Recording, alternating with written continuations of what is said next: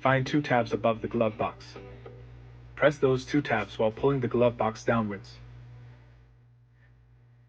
Pull down three tabs on the housing cover.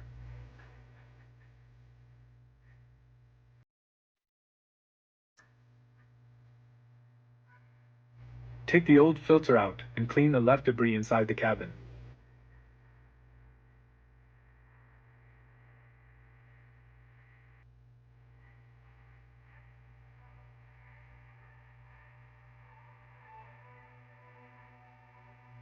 Insert the new filter. The airflow direction is from top to bottom, so airflow direction arrow should be pointing down.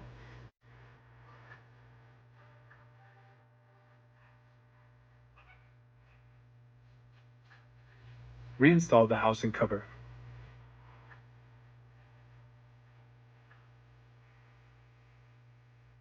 It fully released the glove box. You may need to insert the stopping arm back into the slot.